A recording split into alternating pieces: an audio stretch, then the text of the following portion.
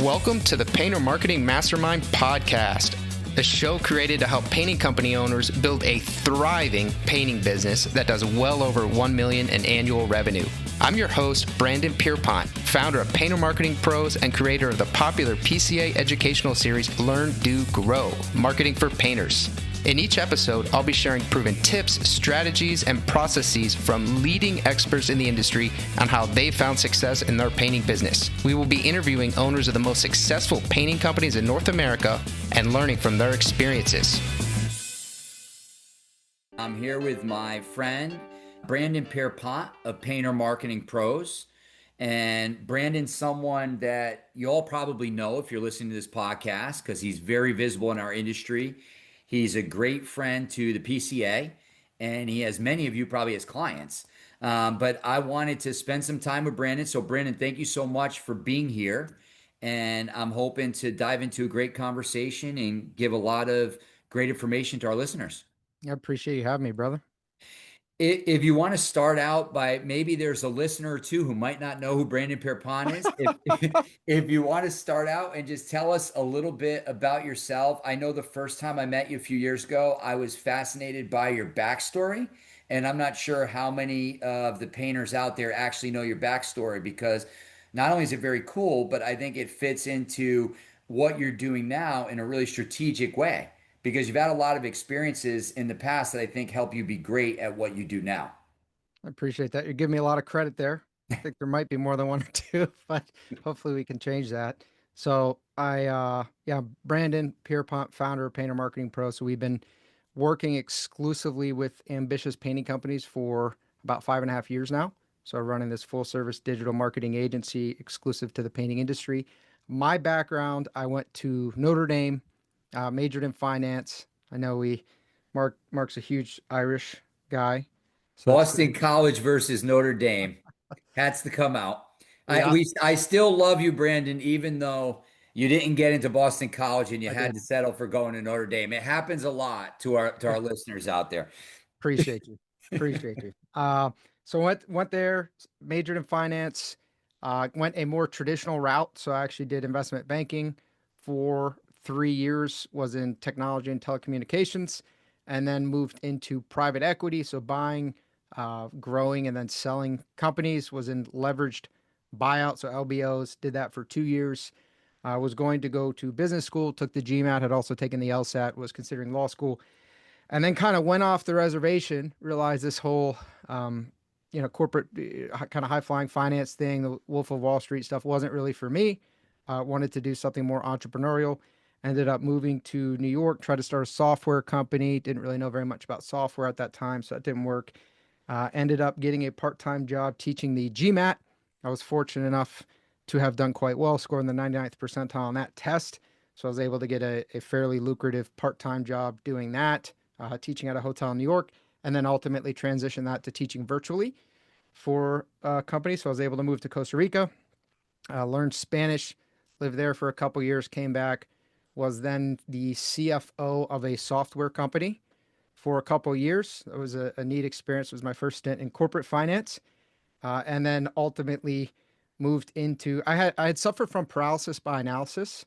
So I think especially from private equity, you look at so many deals and you just train to see problems, ultimately solve those problems, but you're trained to see a lot of limitations, kind of beat people up on valuation. And so I was a paralysis by analysis. Every business I thought about, thought there's some reason why this is such a naive, stupid thought, but there are too many people doing it, or, I'm not equipped to do it, or whatever reason like that. And so finally my wife was like, do you think you can figure out how to detail a car? So yeah, I could probably figure that out, right? I've washed a fair amount of cars, never had detailed to the point that we ended up detailing, but so I could figure that out. So then I just put my head down and said, all right, starting a mobile detailing business. No startup cost. It's just, I can start a company. I think I was a little bit arrogant because I had finance background, I had operations background, and I thought, man, I'll kill this thing, right? You see a lot of entrepreneurs out there with not maybe as sophisticated, if you will, of a pedigree. What I realized is if you don't know marketing and you don't know selling, you're not going to be a very successful entrepreneur. Right. So as I started it, I struggled to get projects. I worked my relationships. Came up with some partnerships with some condominiums, things like that. Started getting steady flow through that, but then fell in love with marketing because I figured out I have to understand how to market. And so I learned SEO through that, taught myself that, started learning how to run ads, and just did this incredible deep dive into marketing to the point where I fell far more in love with that than really what I was doing in the auto detail side. Ended up growing that business, selling it. Wasn't a huge exit by any stretch, but it was decent. And then moved into marketing. And so from there, I started an industry agnostic agency, so a generalist agency, one that serves all different verticals. So we worked with veterinarians, worked with chiropractors, worked with painters, kind of you name it. We would serve that industry. And what I found was every single time you would bring on a new client in a different vertical, it was basically like starting over because their ticket value is going to be different. The best form of lead generation is going to be different. The target customer avatar is going to be different. And so it was massively inefficient. It's the way most digital marketing agencies are run. The vast majority, I'm either competing with other companies that now say they specialize in painting or the local agency, right? Because people will go with local agencies because they feel comfortable with, because they're nearby, as though that somehow matters. So then I realized painting, we're knocking it out of the park. I enjoyed working with painters, did not enjoy working with certain verticals such as lawyers. That was not a pleasure to work with those guys. And it was untapped at that time. There weren't, 100 different, me and my 100 friends now in the space. And so I started Paint and Marketing Pros, and we just really took off. It's gone really well. And what I have since found out, it's not so odd that I love marketing, because apparently that's pretty common. If you like finance, a lot of people who really like finance and move into marketing find a passion for it. It's numbers, it's ROI, it's metrics, it's data driven, it's strategy. So my background, even though it seems seems almost a little random to move into a digital marketing agency, it actually set me up pretty well. That was maybe more than you were asking for, Mark, but just kind of went for it. No, I love it. And I think that, like many people, you ended up painting found you. It was slightly by accident How it here. goes. So, what are some of the things that stood out to you about this vertical, the painter specifically, that made you say, hey, we can certainly help a lot of people here? Yeah. So it's really not an insanely hard vertical to market for, right? So if you get good at it, if you have a solid playbook, you can market effectively for painters. These services are pretty simple, right? It's not like an attorney. There might be 20 different kinds of law that they practice, different kinds of clients. With painting, it's interior, exterior, cabinet refinishing. They might do siding or flooring, but all the stuff is fairly similar in terms of how you generate the lead. Commercial obviously changes a bit for commercial marketing. But then so we were good at it. Essentially, we were very good at it. We realized there were other gaps, and that if we leaned only into painting, we could better fill those gaps because we wouldn't be spending so much time serving all these other verticals and trying to plug the gaps there. For example, the sales gap. So Mark, you're really into sales. What we found, what I put into place early on, I think 5 years ago, was go high level. High level was a CRM that was out. And there's a lead generation component, but then actually what happens with the lead, right? Because every time you solve a problem as an entrepreneur, you usually create 10 more problems. And so when you solve the problem of lead generation, well, now you have the problem of setting estimates, the problem of selling. And that is a real problem, because if you aren't generating leads, if you aren't marketing your painting business, then usually it's through word of mouth, it's repeat referral. You can be pretty bad at sales and grow your company because the trust factor is so high. Once you then move into, hey, we're going to do paid ads, we're going to be a little bit, go out to a broader, colder market, then you realize you don't know what you're doing in terms of selling. And so to kind of plug that gap is we built a sales system which really helps set the estimate and then positions them for a value-based sale when they show up through the CRM, customer relationship management software, that we include as part of all of our programs. So we've been running that for a long time. And so through focusing only on painting, we were able to go deeper and kind of create a more vertical solution. I was then able to really dive into the educational sphere, focus on speaking at different events, focus on finding every competitive edge for our clients that we could. And I think it's just, our service was good. It was already good. I think it's it's become much better since we made that transition to focusing just on painters. That's terrific. I'm looking here at strategy, and I have strategy written down and circled and underlined in my notes, Starred. and starred. And you have this blueprint that was handed out at the most recent national PCA, and I wanted to give some of our listeners some insights there because I think it's brilliant. And I actually agree with everything in it, which I rarely ever say about anything in life, Brandon. Um, and I'm just looking at there's sections for always marketing, early stages, free channels, next steps. That's kind of has marketing going along with the size of your business. Can you dive deep into some of this strategy and give some of the listeners some insights? Yeah, so I want to put out the URL there because for any listener, they can actually go take this online, and it'll take about 5 to 7 minutes. They could answer some questions, and then they will get a personalized PDF emailed to them explaining where their strengths are, where their weaknesses are, recommendations for their current focus, and then just a deep dive into knowledge about all the different marketing channels covered. So diagnostic.paintermarketingpros.com. Again, diagnostic, diagnostic.paintermarketingpros.com. And they can go fill that out. So there's so much noise. Before you jump in, I just want to tell listeners, I literally have the manual here and I have a printout of my own for MDF painting, and we're a $5 to $6 million a year residential repaint company. So I'm looking at this more often than you think. I have a weekly marketing meeting, and just the information in this diagnostic has already helped me. Just as a side note. Appreciate that, Mark. So that's great to hear, man. So I gave a workshop on that in the PCA Expo this year. You were there. Thank you for attending. There's so much noise, and there's so much BS, right? It's like used car salesman, right? The digital marketers in general, they have a bad rap, and I think that rap is deserved. But contractors generally have a bad rap that's deserved as well. And so we both these industries, we have something to combat against with that. And I think there's so much noise, there's so much shiny object syndrome. Like, hey, direct mail is what you have to do now. Facebook ads, that's what's working right now. No, Facebook ads, those leads are terrible. Google ads is what you have to do. No, it's back to SEO. Well, SEO is dead now. It's AEO. AI killed SEO. There's just so much garbage that's put out all the time. And the reality is that all these marketing channels can work if done correctly, but you shouldn't do them all at the same time, right? At least not in the beginning. And so it depends on the size of your company, depends on the focus of your company.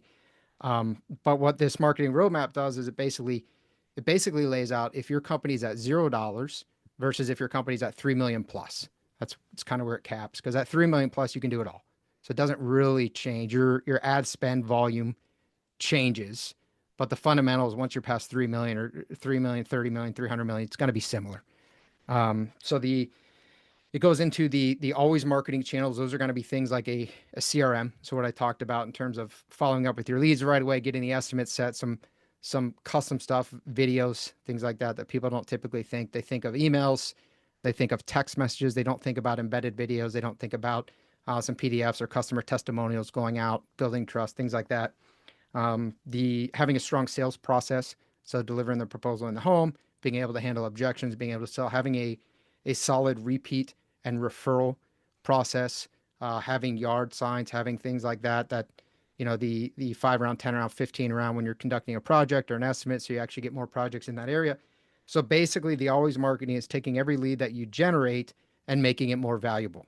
That's the first thing that you should really focus on. So many painting companies, they get leads and they just need more leads and more leads and more leads and more leads. And I run a lead gen agency. So you think I'd be like, yeah, it's all about more leads. It's not. The lead is the foot in the door. Ultimately, to create an asset, you have to take that lead and you have to be the company that maximizes the value of that lead better than any other company, right? He who can acquire the most, he who can spend the most to acquire a customer wins. So taking each lead, maximizing the value of that lead. Then you move into 0 to 100K. That's really going to be a lot of free marketing. This is assuming that you're not coming in with a nest egg. You're not coming in, some investor, that you're really doing this, bootstrapping this from the ground up. That's going to be a lot of sweat equity. That's going to be your chamber of commerce. That's friends and family, door knocking, things of that nature. You get to 100 to 500K. This is going to be where you can start to dabble in paid ads, but there's still going to be some sweat equity. Then you move into really a short-term focus, the 500 to a million. And I'm kind of paraphrasing here because I don't have it up in front of me, but now you're going to move more into a paid ads focus because now you actually have enough money that you can be looking for that ROI. You can put some money into marketing. You're going to mess up a little bit in the beginning. So you have to understand that your marketing is not going to produce as high ROI when you initially start as it hopefully will over time. But then you should still be doing the free, but ultimately that should transition to what I call paid free. So someone on your team is doing that. You're no longer doing it because your time's too valuable. And then you start to move into long-term marketing. So this is SEO. This is an optimized website. This is building something that is actually going to start to generate leads for you, but it's really long tail. So SEO is a good example here. When you start doing that, you're not really going to get any leads for the first month, 3 months, 6 months. And then you will start getting leads if done correctly. Any company, just as an aside, is telling you that they're going to rank you and get you all these leads within a couple months. Run far away from them. And then ultimately you actually, as you get big, you can start to entertain Google pay-per-click. You can start to entertain the pay-per-lead sites. So Angie, Thumbtack, things like that, which is completely opposite to what most companies do when they jump on those in the beginning. It's kind of the easy button, but it's not because you don't know how to sell. You don't have a reputation. You're just going to lose a bunch of money and you're going to race to the bottom. So coming at those from a position of strength versus a position of weakness. Google pay-per-click, you need a large budget to run that effectively, 3,500 plus a month. So that, a lot of companies, even when they're smaller, they want to run Google ads, Google local service ads. That's something different. We cover that as well. But Google pay-per-click, you're going to want to wait till you're a bit bigger. But then ultimately, as you get larger and you have the fundamentals in place for the SEO and the long-term marketing, you actually transition back to a higher focus on short-term marketing because now your ad budgets are larger for paid ads. And so you already have the fundamentals in place with the SEO that's rolling out. You can't really force that. There's only so many things that you can do, and you let that play out as it goes. But now you have bigger budgets. You're running more campaigns. You're running on more platforms. And so you're really monitoring your ROI much more tightly as you expand. Things like direct mail, potentially billboards, radio, TV, all that stuff comes into play as well. But it kind of lays out, there's so much noise, so many different options. And I feel like every group I go to, they're saying, hey, do you think we should do direct mail? Hey, I heard Facebook ads don't work. Hey, what are you guys paying per lead for your Facebook ad? Hey, I think I should at least be getting a 10x ROI, on all my leads. And I'm not getting that. Hey, what do you guys think? And this kind of just breaks it all down so that people into this roadmap. So you can at least know where you're at, right? You can understand the game. Yeah, this is terrific. I mean, my biggest takeaway in looking at this is it's so strategy driven, right? Every painting business is different, and every painting business is different in where it is at its stage of development. And, there's so many different options. I think it really makes you feel in control of what you decide to do. What I like about this approach as well is there are certain things that you really never stop doing things. And people are like, should I go chase that new shiny object, whether it's meta leads or, some digital billboards or whatever it is. And I think that when I look at your strategy and a roadmap, it feels like you're gonna start each of these things at some point in your business's development, and they may get turned off, but they get adjusted over time. Is that fair to say? 100%. Yeah, the roadmap is a guide. So for example, at $0 and you're bootstrapping, you would not start Google pay-per-click. You would Right. not sign up for Angie leads and start paying $100 for a shared lead. You wouldn't do those things at $0. But what you're doing at 2 million, you'd say you're running Facebook ads, you're running Google ads, and you're doing direct mail. Well, you're going to tightly monitor. You're going to have good what's called attribution, so Yep. you know where the leads are coming from because you're going to use tracking numbers and things like that. You're going to know where the leads are coming from, not only where they're coming from, but what your close rate is per channel, and then what your profitability is per channel, and ultimately your ROI. And then you're going to adjust your ad budget accordingly because they might all be making you money, but one might be making you a lot more money than the others. And then that might change. So you might say, hey, Facebook ads is making us so much money. We're all in on Facebook ads. And what a lot of painting companies will do, it's so short-sighted, is they'll then just want to do Facebook ads. Everything else, can go to hell. Facebook ads is where we're making the most money. But then Facebook comes out and they don't say it because they're not going to be that nice. And Meta changes their algorithm. Something happens and all of a sudden your cost per lead doubles or triples, and now you have no other channels, you have no other form of marketing, you're caught flat-footed, and now you're having to adapt. So I like to recommend, when you're starting out early, find a channel that works and really capitalize, laser focus on that channel, because you just don't have that much budget. You don't have that many resources, so you have to laser focus. As you expand, you should have multiple streams of lead flow, just because that's how you're going to avoid being caught flat-footed like that. But then you should calibrate and recalibrate your budget as you move forward. That's another thing I wanted to mention, like, and we see it in our local business. What worked well in June of 2023 may not be working as well in July of 2025. Yep. And the ability to recognize that and to not get too emotionally high or low over it, but to act and take some adjustments into consideration has been critical for us. So to dive down into the weeds a bit, like how do you approach that? Like what's some of the data you look at? I mean, you've mentioned ROI. What specifically, what's your ROI calculation? What are two or three of the top metrics, the data you look at? And then when should we make adjustments as contractors? Yeah, so there are a few different metrics. There are going to be a couple different stages. The first is your cost per lead. So let's say you're running a $2,000 budget per month and you get 20 leads. So then you paid $100 per lead. Okay, so now we know what our cost per lead is. Then you have to look at your set rate. So I view each of these as sort of a mini sale, right? The initial lead is either they filled out your web form, maybe they filled out a form on Facebook, maybe they called your company to set an estimate, in which case 1 and 2 are going to kind of be done at the same time, because number 2 is going to be setting the estimate, right? So actually having the conversation. If they filled out any kind of form, you're going to have to call them back, and then you have to get in touch with them. Sometimes that can be a challenge. A lot of times companies either take way too long to do that. It should be almost instantaneous, or they bail on it way too early. Call them once, twice, try a couple of times, and they say the lead was a dud. So actually getting them on the phone or communicating with them some other way, and then getting that estimate set, you have to actually hold the estimate, right? So not have it canceled, but we'll just, for all, the sake of simplicity, we'll just say having the estimate be conducted.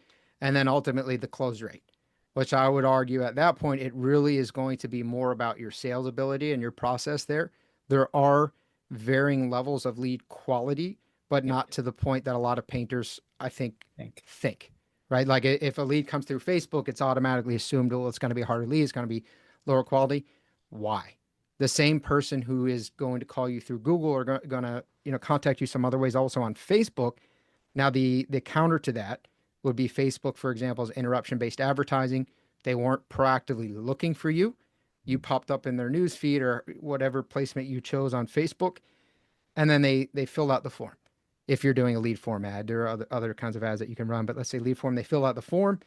And so it could be, you could have a lower set rate. That's where things like speed to lead, that's where the always marketing, the CRM, that I talked about, the immediate contact with them, the sales system you have set up, that's where that all plays in. But your set rate could be a little bit lower than, say, a Google lead, who is actually proactively looking for the right painting company in their area. They're already investing their time into finding that painting company. And so if they're investing their time, they're more than likely willing to invest their money. Whereas Facebook, they invested very little time because they just saw you and they filled it out. But again, it's the same people.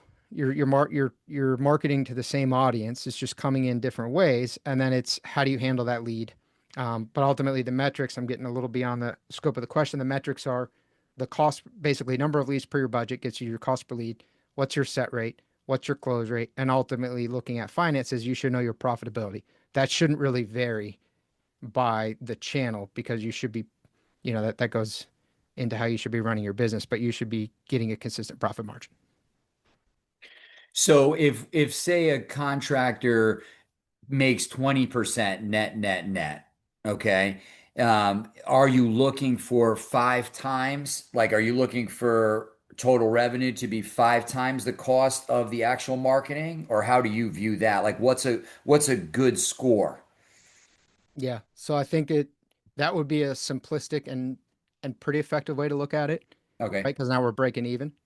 So if I think net, now we're taking out overhead and stuff. Yep. right? So we're taking out some stuff that's not related to the cost of sale.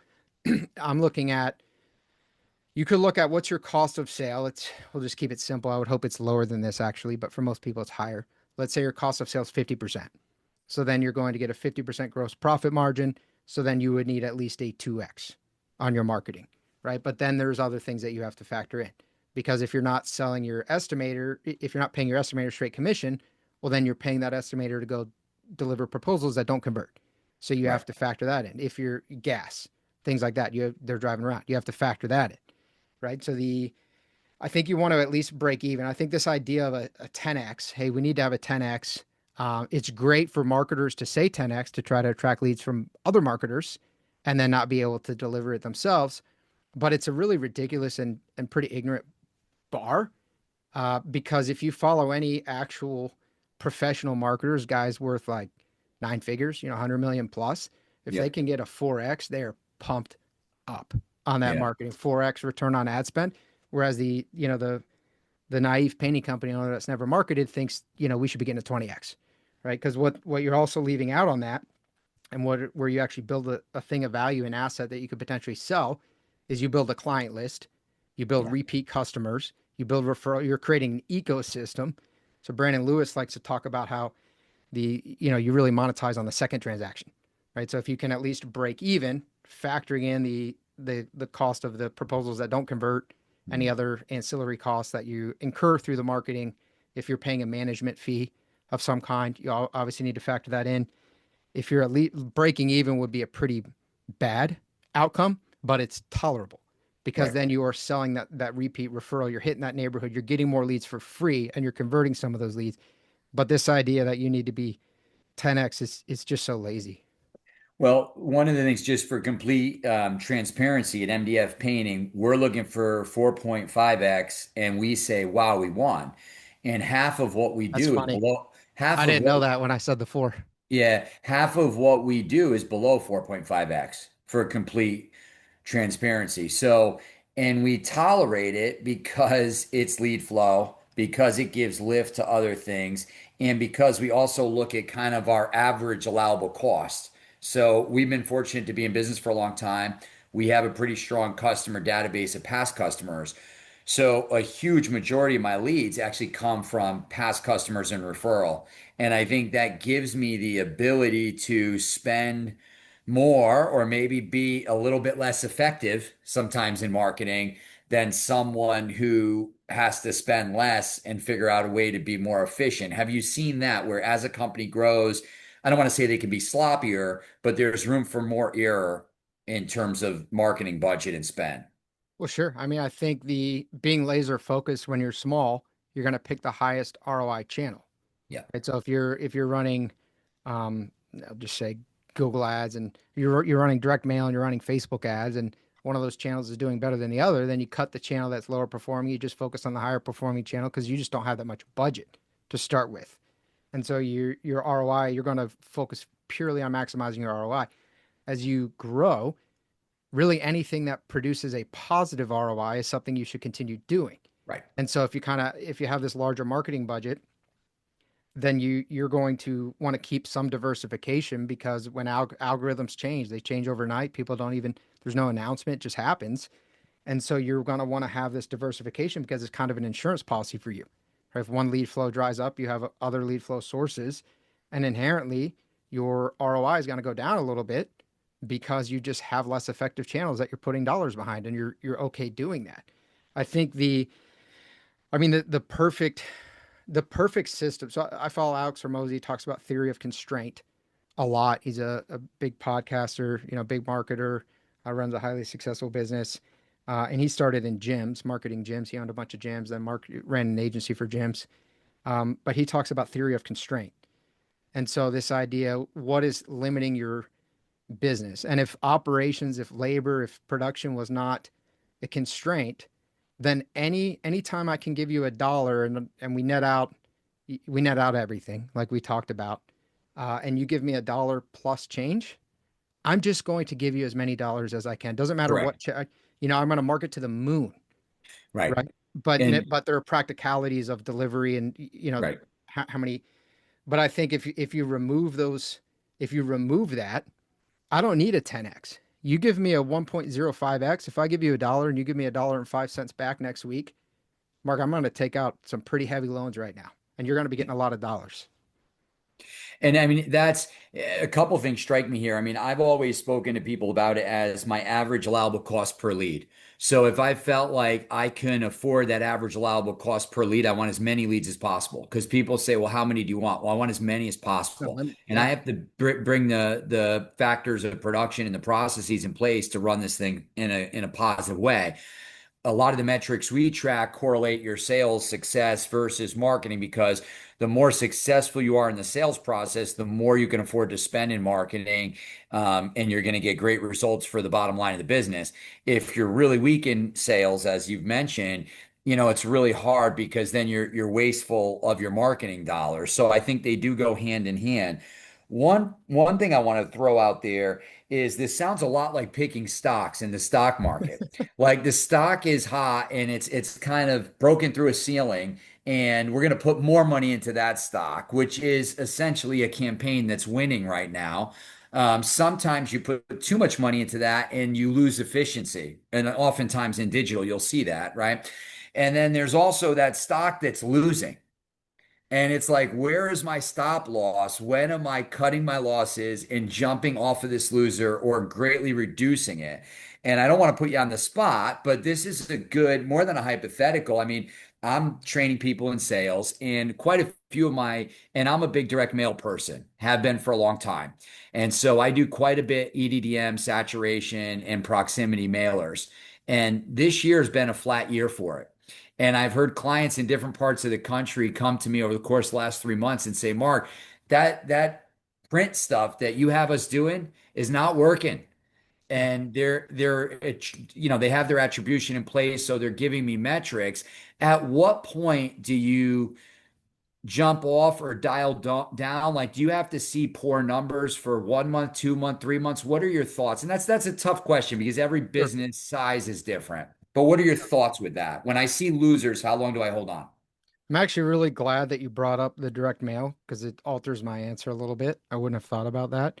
My answer for digital is, we view leads on a 90-day rolling basis. Okay. So I think, so often companies will look month over month, and that's fine. That's okay. But oftentimes it takes a lot longer. It might take 3 weeks, 4 weeks, 6 weeks to close projects, especially with, what's happening right now with the economy. There's so much uncertainty. We seem to be in unprecedented times, in terms of some stuff that's happening politically, and it makes the buyers are there, they're spending the money, but sometimes they're taking a little longer to decide. And so we'll see companies that get leads, and maybe they get, 30 leads in July, and then they say, well, 5 closed. Okay, but how many in August are going to close that you got in July? So I advocate looking at a trailing 90 days. So based on that, I would say 3 months, right? If you're seeing digital go for 3 months. Now, that being said, if you're getting Facebook leads, or targets under $60 a lead, we historically beat that. But if you're getting Facebook leads for, let's say, $55 a lead, $50 a lead, pretty solid. And the leads are generally quality, decent set rate. We're targeting 60%. We're usually more in the 80% set range. And then for 3, 4, 5 weeks in a row, you're at like $400 a lead. You got to make a transition, right? You should have already tested a bunch of stuff at that point. If you've kind of tested, you have to know what you're doing to test to the level that you can confidently say it doesn't work, because we have yet to really see where it can't work. But you've tested videos, you've tested static images, you've tested all different kinds of ads, all different kinds of placements, and 2 months in, 3 months in, you're still getting these absurd costs per lead. Just chill out on that channel, right? Go to another channel. But I think people are just like they are way too quick to chase the shiny object, because they see something in a group. Somebody says, hey, I'm doing this little shiny object tactic, and it's getting me all these leads, and everyone wants to go do a little tactic until they all realize it doesn't really work. People are oftentimes also really fast to run away from something that maybe has been working for 2 years, and then there's a couple down weeks. Like, well, I guess Facebook doesn't work anymore. No, it does. It's been 2 weeks, right? So I think people are more trigger happy. I think the error is more common to turn it off faster than you should. Direct mail, I say that changes a little bit, because I mean, yeah, I'm sure you have a process. I typically advocate for once every 6 weeks for mailers, and 3 months, that would only be 2 mailers, right? And then we oftentimes see, the responses come in for a period of around 4 weeks, typically 25% per week. So now we actually have only seen the responses from one of those mailers in 3 months. So if we said we're going to turn it off in 3 months, we only know that one mailer didn't work that well. Could have been the offer, could have been who it went to, could have been, there's so many things. And oftentimes we also don't, we're not even thinking about what we're advertising, right? So people will put out garbage ads. They don't understand what an offer is. The offer that you're typically making is, hey, we'll give you a free estimate. It's not a great offer, but it is an offer. The offer is we'll invest our team's resources to go out and actually give you a quote. That's the offer that you're making. Maybe that offer is not good enough. Maybe a bunch of other companies are making that offer. What's the offer that you're making on your mailer? Well, 10% off. Well, we'll do that. Maybe the offer wasn't the right offer. Maybe the creative wasn't the right creative. So I think people think it's like this commodity, like, hey, every ad, every campaign is the same. We put our ad or campaign in direct mail, or we put on Facebook, or we put on Google and it didn't work. Maybe your ad just wasn't good. Hmm. So I there's love so it. many variables. Yeah, and I think my takeaway from it is to really have tempered responses. It's like kind of get in slowly and ramp things up slowly, and get out slowly and ramp things down slowly. And I think that's what a stable business would do. And it's almost impossible to know in 1 month, 2 months, or 3 months that something is absolutely not going to work at all for you. It's probably just false to believe that narrative. But that happens a lot. We want to in this see white and industry. black. We want to have the answer. Yeah. And we want immediate success. And if we see some failure, we feel like that's the end. And I think that that's a mistake for most painting contractors. Because if you're building a business that's built to last, lead flow is the oxygen of the business. And, just like you talk about not pre-qualifying those leads, in marketing, you don't really want to pre-qualify them in sales. I mean, every single week I preach to my team that we're not pre-qualifying. I don't care what the zip code is. I don't care what the lead source is, because it's human nature for a salesperson to see a lead source, whether it's a meta form fill or something. They might not respect that the way they would Google AdWords or a direct mail or a previous customer, obviously, right? Yeah. And that doesn't have to be true. Every single time out there is an opportunity. They're in the neighborhoods that we're working and living in all the time. So I like this kind of get in slow and make slow adjustments mentality. Um, Brandon, I know there's just so much knowledge in your head right now. If you can just offer a piece of advice. I mean, there are going to be new guys who are new to the industry who are hearing this conversation and saying, whoa, there's a lot to this marketing stuff, right? Like, I'm still trying to figure out how to show up on time and do the pre-job meeting and get the paint job done. What nugget of advice would you give to them? Because there is a lot here. Yeah. I mean, there's a lot, and it can be super overwhelming. And it actually was very overwhelming to me when I started confronting this in the auto detail business. I found it extremely overwhelming. And so take it in bite-sized chunks. Right? You're not going to learn Facebook ads and Google ads. You might not even know what I'm talking about with attribution and tracking leads. And I remember the first time I started even learning about like automated text messages. I was like, what is this voodoo? Right? How am I sending or receiving these things? And that's okay. I think the thing for newer people starting out, I think the most important thing is the mindset of realizing that you're not really running a painting company, you're running a company. And so you're not selling paint, not really. Because if you think about it, especially for interior, people can do exterior as well, but they for some reason think that they can't. But the homeowners, they know that they can paint the inside of their house. They know that. Most homeowners know if they've, been competent enough to buy pretty decent house, they know that they can figure out how to paint the inside wall of their house themselves. Which if they can do it themselves, which would be the cheapest option for them, then they're not looking for the cheapest painting company. It means what they're buying is something beyond the paint. They're buying is the peace of mind, right? They're buying the fact that they know that a professional is going to come and they're going to take care of it. And there's so many ways that you sell that peace of mind.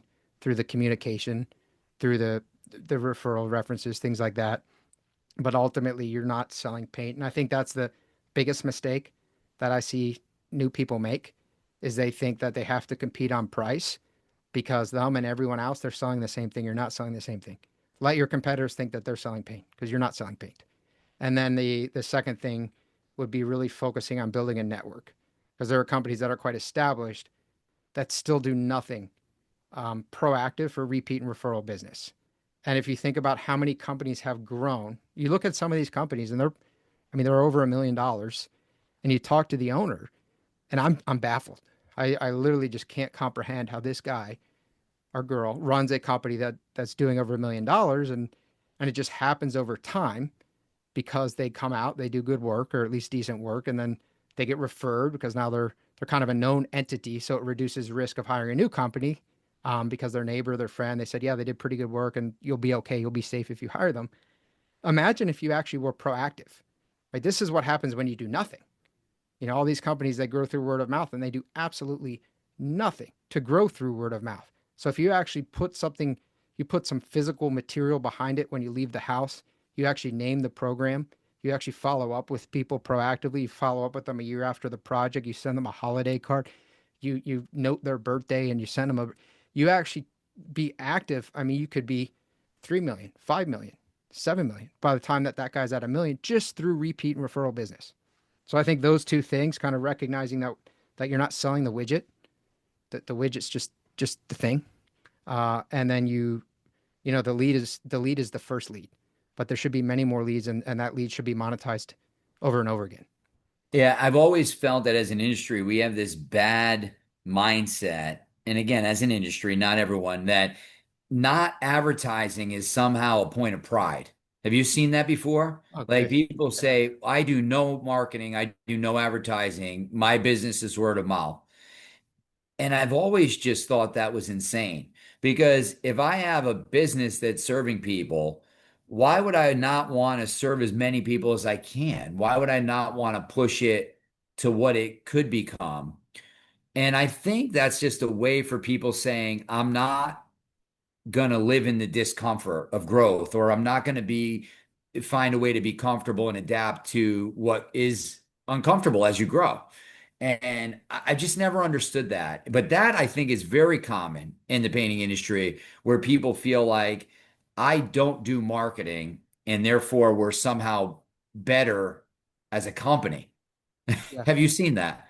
Oh yeah. So the majority of our partners are through the PCA, through events, people who are pretty forward thinking, investing in themselves and knowledge and making their company better. So we work with really the I'd say the creme de la creme of the painting industry. When we, as painter marketing pros, when we market on Facebook and we kind of go to the broader audience, it's really impressive. Some of the people who surface, and I don't mean that in a really positive way. And so I think this idea, because the reframe that you'll get is save your dollars. These marketing agencies, they're just going to rip you off. I haven't spent a dime, and I did 700,000 last year, right? Some sort of comment like that. And I think the idea, it's a scarcity mindset. So the Mm. idea is that there's only so many dollars, right? So if you hire a marketing agency or you hire a internal marketing director, you do something like that, you're losing some of your dollars because this other company or person is taking your dollars versus an abundance mindset, which is you're creating more dollars for everybody, Yeah. right? And you're going to get more dollars and they're going to get dollars. Everybody's going to win. The homeowner's going to be taken care of. And then there's this idea that, I mean, people are oftentimes resistant to sales. There's an idea that sales is slimy, that people are uncomfortable selling. You're forcing something upon somebody. Whereas when you really understand sales and you do it the right way, it's consultative. You're actually helping people. And I think if you run a solid business, you have an ethical responsibility to sell effectively because there's so many contractors who don't, right? You could take this to real extremes. I don't want to, create some kind of scary story here, but bad things could happen because you didn't sell effectively and some scumbag company ended up getting hired and they stole a bunch of stuff, right? Or they ruined the walls and they didn't come back, never heard from again. And that homeowner had a really negative experience because you weren't able to take care of them because you couldn't sell. And so I think when you hear these like I've never marketed, It's this idea that if you market somehow, that means you don't do a good job painting. And so you have to market because you can't get repeat business because you're bad at painting, which it's, you can get repeat business and you can market. Those things are not mutually exclusive. But I think the people commenting on that, they somehow think that you have to market you don't, because you don't do a quality painting project. Hmm. This is great. I mean, I would just end things off with um, I'm curious just about your not just your aspirations for what painter marketing pros can do, but what are you seeing in the industry? I mean, you've been in this, and when you say you've been in it for 5.5 years, you've really been in it. It's been 100% focus on painters. And again, the creme de la creme, these are the people who want to grow to the highest heights and are doing things at the highest level in all their different processes. What are you seeing for the future, and what are your ambitions? Yeah, so I will kind of, I guess, add a little context to that in terms of how long we've been in this space. So we've worked with a lot of companies. So we've worked with coming on 400 companies in this space. We've generated over 200,000 leads, painting companies. We ran these numbers earlier this year, and we've generated over a quarter or over a $250 million, $250 million in painting projects. So we've been heavy in this space. So some people listen to what I say and say, oh, well, he runs an agency. I run an agency that's run marketing for 400 companies, right? So we know the space really well. What I see, which really interests me, especially because of my background, is I see private equity moving into the home service space. Yeah. I think it's highly fragmented, um, and fragmented industries over time become consolidated. I think painting it's a great cash flow business. The profit margins are solid, really, really attractive profit margins. And so I think we're seeing companies come in, swallow up other companies, professionalize. I mean, Olive Holdings and PCA is kind of an example, taking minority partnerships in tons of different companies. It's a bit of a different approach.